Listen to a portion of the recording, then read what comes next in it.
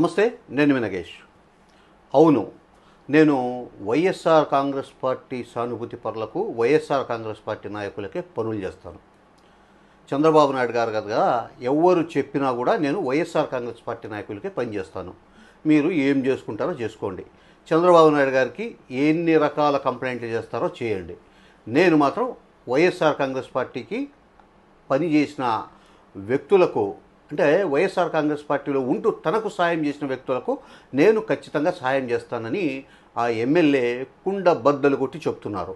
మొన్నటికి మొన్న గంగాధర్ నెల్లూరులో జరిగిన తెలుగుదేశం పార్టీ సమావేశంలో ముఖ్యమంత్రి చంద్రబాబు నాయుడు గారు బహిరంగంగానే తెలుగుదేశం పార్టీ ఎమ్మెల్యేలను, ముఖ్య నాయకులను ఉద్దేశించి వైఎస్ఆర్ కాంగ్రెస్ పార్టీ సానుభూతి పరులు కానీ, కార్యకర్తలకు కానీ ఎవరికి పరోక్షంగా కానీ ప్రత్యక్షంగా కానీ ఏ సహాయం చేసినా పాముకు పాలు పోసినట్లే అని చెప్పి హెచ్చరించారు. అలా చేస్తే నేను ఊరుకునే ప్రసక్తి లేదని కూడా హెచ్చరించారు.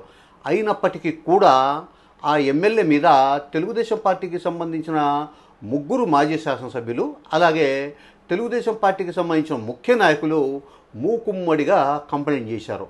మా శాసనసభ్యుడు వైఎస్ఆర్ కాంగ్రెస్ పార్టీ కార్యకర్తలకు పనులు చేస్తున్నారు, తెలుగుదేశం పార్టీ కార్యకర్తలను, నాయకులను దూరం పెడుతున్నారని. అయినా చంద్రబాబు నాయుడు గారు ఆ ఎమ్మెల్యేని పిలిచి హెచ్చరించారు. హెచ్చరిస్తే ఓకే, అక్కడ మాత్రం ఓకే అన్నారు. ఇక్కడికి నియోజకవర్గంలోకి వచ్చాక తన మీద ఎవరైతే ఫిర్యాదులు చేశారో వాళ్ళ మీద ఆ ఎమ్మెల్యే గారు తీవ్రంగా మండిపడుతున్నారంట. నాకు ఎన్నికల్లో పనిచేసిన వైఎస్ఆర్ కాంగ్రెస్ పార్టీ సానుభూతి పరులకే పనిచేస్తాను. నాకు రాజకీయ పార్టీలు అనవసరం. నా విజయానికి కృషి చేసిన వాళ్లకు నేను పనులు చేయకుంటే ఎలా? వచ్చే ఎన్నికల నాటికి మళ్ళా నాకు వాళ్ళ అవసరం ఉంటుంది కదా అని కుండ బద్దలు కొట్టి తెగేసి చెప్తున్నారంట. ఇంతకీ ఆ శాసనసభ్యుడు ఎవరంటే నెల్లూరు జిల్లా ఉదయగిరి శాసనసభ్యుడు కాకర్ల సురేష్. ఈయన అమెరికాలో ఉంటూ గత 2 ఏళ్ల క్రితం తన సొంత నియోజకవర్గానికి వచ్చి కాకర్ల అనే ఒక ట్రస్ట్ను స్థాపించి సామాజిక సేవా కార్యక్రమాలు చేస్తూ నారా లోకేష్ గారిని ప్రత్యేకంగా ఆకర్షించారు. యువగలం పాదయాత్ర సందర్భంగా కాకర్ల సురేష్ నారా లోకేష్ గారికి స్వాగతం పలికిన తీరు చూసి అప్పట్లో మాజీ శాసనసభ్యుడు, నియోజకవర్గ ఇన్ఛార్జిగా ఉన్న బొల్లినేని రామారావు, ఈయన అప్పట్లో కాకర్ల సురేష్ పెట్టిన ఫ్లెక్సీలన్నీ తీయించి నియోజకవర్గంలో నాకు తెలియకుండా పార్టీ యాక్టివిటీస్ చేస్తే ఎలాంటి పరిస్థితుల్లో నేను అంగీకరించే ప్రసక్తే లేదు, సురేష్తో పాటు అలాగే నారా లోకేష్ గారికి కూడా స్పష్టంగా చెప్పారు. సో దీన్ని మనసులో పెట్టుకున్న నారా లోకేష్ గారు యువగలం పాదయాత్ర నెల్లూరు జిల్లా దాటిన వెంటనే కాకర్ల సురేష్ను తన దగ్గరికి పిలిపించుకొని వచ్చే ఎన్నికల్లో నువ్వే క్యాండిడేట్, నీ కార్యక్రమాలు నువ్వు చేయని చెప్పారు. అన్నట్లుగానే 2024 జరిగిన ఎన్నికల్లో నారా లోకేష్ గారు పట్టుబట్టి కాకర్ల సురేష్కు టికెట్ ఇప్పించారు. ఏది అప్పటికి ఇన్ఛార్జిగా ఉన్న మాజీ శాసనసభ్యుడు బొల్లినేని రామారావు గారిని కాదని. సో 2024 ఎన్నికల్లో కాకర్ల సురేష్ 8 నుంచి 8,500 ఓట్ల మధ్య మెజార్టీతో శాసనసభ్యుడిగా ఎన్నికయ్యారు తెలుగుదేశం పార్టీ అభ్యర్థిగా. సో ఆ తర్వాత ఈ 9 నెలల కాలంలో సురేష్ తెలుగుదేశం పార్టీ నాయకులకు, ఆ తర్వాత ఆయన విజయం కోసం పనిచేసిన సీనియర్లను పక్కన పెట్టేసి వైఎస్ఆర్ కాంగ్రెస్ పార్టీకి సంబంధించిన కార్యకర్తలకు పనులు చేస్తున్నారని 3 మాజీ శాసనసభ్యులు, పార్టీలో ఉండే తెలుగుదేశం పార్టీ సామాజిక వర్గ నేతలు, ఆ తర్వాత కొందరు సీనియర్ నాయకులు చంద్రబాబు నాయుడు గారికి తరచూ ఫిర్యాదు చేస్తూ వచ్చారు. ఈ మధ్య చంద్రబాబు నాయుడు గారు పిలిచి కాకర్ల సురేష్ను తిట్టారు. ఈ రకంగా చేస్తే నీ పద్ధతి మార్చుకోకపోతే తీవ్ర పరిణామాలు ఉంటాయని చెప్పి హెచ్చరించారు. అక్కడ సీఎం గారు చెప్పారు కదా, అక్కడ నోరు మెదిపే ధైర్యం చేయలేకపోయినప్పటికీ కూడా అక్కడ తల ఊపి అలాగే మీరు ఎలా చెప్తే అలా చేస్తారు సార్ అని నియోజకవర్గానికి వచ్చి ఆయన తన మీద ఎవరైతే ఫిర్యాదు చేశారో వాళ్ళ మీద తీవ్ర స్థాయిలో రగిలిపోతున్నారట. 2024 ఎన్నికల్లో తెలుగుదేశం పార్టీకి బహిరంగంగా సపోర్ట్ చేస్తామని ప్రకటించిన 3 మాజీ శాసనసభ్యులు అంటే కంభం విజయరామరెడ్డి, ఆ తర్వాత ఈ మాజీ శాసనసభ్యుడు మేకపాటి చంద్రశేఖర్ రెడ్డి, అలాగే బొల్లినేని రామారావు, వీళ్ళ 3 కూడా తన విజయానికి పూర్తిగా సహకరించకపోగా నన్ను వెన్నుపోటు పడిచారు, నన్ను ఓడించాలని చూశారు. కొంతలో కొంత చంద్రశేఖర్ రెడ్డి, ఆయన మద్దతుదారులు నా విజయానికి కృషి చేశారు. కాబట్టే నేను 8,500 ఓట్ల దాదాపు మెజారిటీతో గెలుపొందాను. సో పార్టీ వాళ్ళు తెలుగుదేశమా, జనసేన, వైఎస్ఆర్సీపీ అనేది నాకు అనవసరం. ఎన్నికల్లో నాకు పనిచేశారు కాబట్టి వాళ్లకు నేను సహాయం చేయాలి.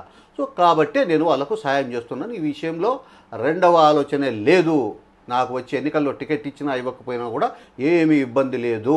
ఒకవేళ టికెట్ ఇస్తే వీళ్ళ సపోర్టు మళ్ళీ కూడా నాకు అవసరం కదా. అందుకు నేను తెలుగుదేశం పార్టీకి నిజంగా పనిచేసి కమిట్గా పనిచేస్తున్న కార్యకర్తలతో పాటు వీళ్ళకు కూడా నేను పనిచేస్తాను.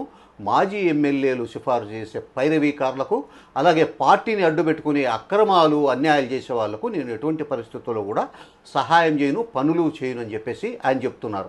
అయితే కాకర్ల సురేష్ మీద ముగ్గురు మాజీ శాసనసభ్యులు, పార్టీ ముఖ్య నాయకులు చంద్రబాబు నాయుడు గారికి ఇప్పుడు ఉదయగిరి నియోజకవర్గంలో అగ్రిగోల్డ్ భూములు దాదాపు 17,500 ఎకరాలు ఉన్నాయి. 1750 ఎకరాల భూములు ఉన్నాయి. ఈ భూముల్లో ఎర్రచందనము, జామాయిలు, మామిడి ఈ చెట్లన్నీ ఉన్నాయి. వీటిని కాకర్ల సురేష్ వాళ్ళ మద్దతుదారులతో అక్రమంగా నరికించి అక్రమంగా విక్రయిస్తున్నారు. అలాగే నియోజకవర్గంలో ఉండే లిటిగేషన్స్లో ఆయన వైఎస్ఆర్సీపీ కార్యకర్తలను ఎంకరేజ్ చేస్తున్నాడు, తెలుగుదేశం వాళ్ళను పక్కన పెట్టాడు అని చెప్పేసి కంప్లైంట్ చేశారు. అయితే తాను మాజీ శాసనసభ్యులు తల ఊపమన్నట్లు తల ఊపడం లేదు కాబట్టి వాళ్ళు నా మీద కంప్లైంట్ చేస్తున్నారు. మొత్తం మీద నేను పార్టీకి విధేయుడిగా ఉన్నాను. సో పార్టీ నేను విధేయుడు కాదు అనుకుంటే కనుక నా మీద ఏ చర్యలు తీసుకున్నా కూడా పర్లేదు.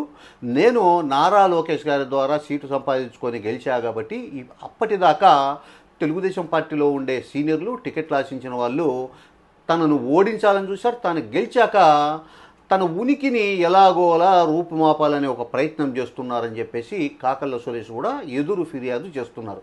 మొత్తం మీద చూస్తే చంద్రబాబు నాయుడు గారు అదేదో వైఎస్ఆర్ కాంగ్రెస్ పార్టీ కార్యకర్తలకు ప్రత్యక్షంగా కానీ పరోక్షంగా కానీ సహాయం చేస్తే పాముకు పాలు పోసినట్లని ఏదైతే కామెంట్లు చేశాడో ఆ కామెంట్లు ఇప్పుడు తెలుగుదేశం పార్టీలో కార్చిచ్చు రేపుతున్నాయి.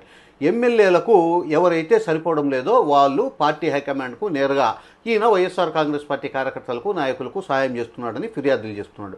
ఈ ఫిర్యాదులతో చంద్రబాబు నాయుడు గారికి పిచ్చెక్కిపోతుందంట. ఎవరైనా ఊరికే అక్కడ అన్నా కదా, ఇదేందో ఈ పార్టీలో ఉండే మిగతా వాళ్ళంతా కూడా దీన్ని అలుసుగా చేసుకొని పార్టీకి తలనొప్పి తీసుకొని పెడుతున్నారని చెప్పేసి చంద్రబాబు నాయుడు గారు చాలా సీరియస్ అయ్యారంట. మొత్తం మీద ఈ వ్యవహారం పాముకు పాలు పోసారు అనే ఒక కామెంట్ల వ్యవహారం తెలుగుదేశం పార్టీకి కొత్త తలనొప్పిని తెచ్చిపెట్టిందని మాత్రం ఖచ్చితంగా చెప్పవచ్చు. నమస్తే.